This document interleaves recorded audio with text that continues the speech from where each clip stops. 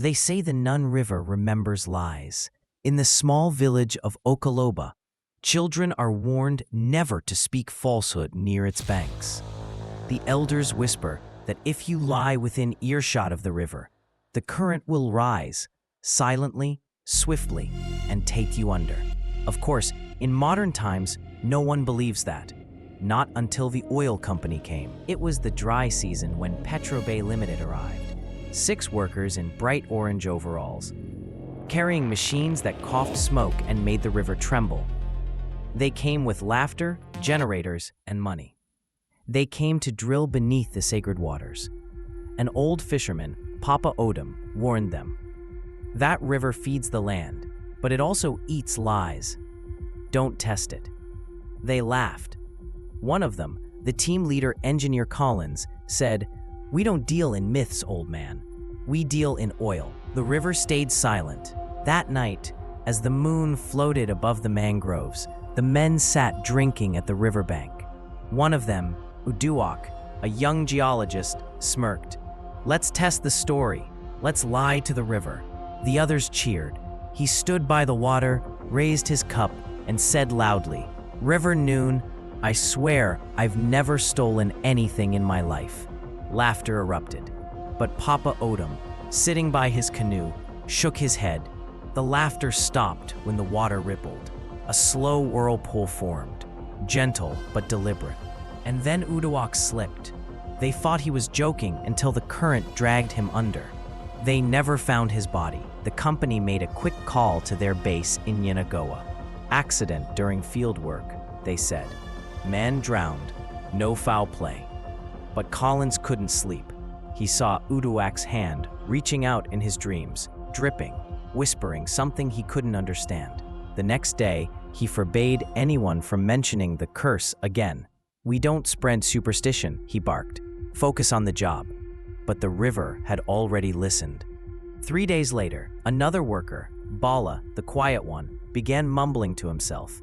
He said the river was whispering names at night. Collins called him crazy, but Bala insisted. "It knows who lied. It knows about the spill." Collins froze. There was a spill, a leak from the pipeline 2 days earlier that they had covered up to avoid losing their contract. That night, Bala vanished. His boots were found at the edge of the water, pointing inward. 2 men gone. Petrobay sent Inspector Ter, a local security officer, to investigate. He questioned Collins by the riverside. "Ter, did you report the leak?" Collins, "Yes, of course." "Ter, are you lying to me?" Collins, "No." The inspector looked down. The water had begun to stir. He stepped back immediately. "Collins," he whispered, "you'd better tell that river the truth." Before dawn, Collins returned to the river alone. His voice trembled. "All right, I lied. We spilled oil. We hid it. We buried the dead fish.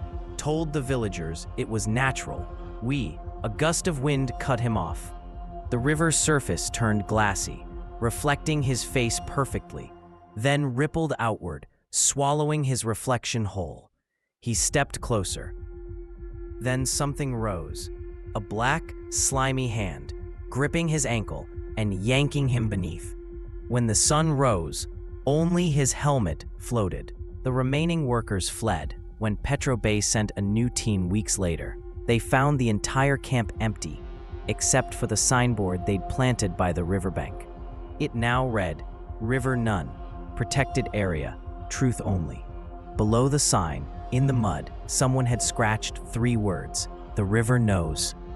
Months later, the story reached the news, a sensational river curse headline.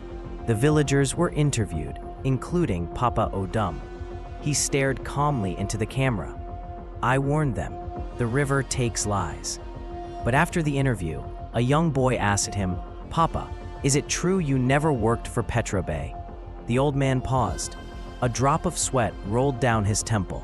The river behind his hut began to ripple, slowly, hungrily. He turned, eyes wide, and whispered, "I only told one lie." The water surged forward,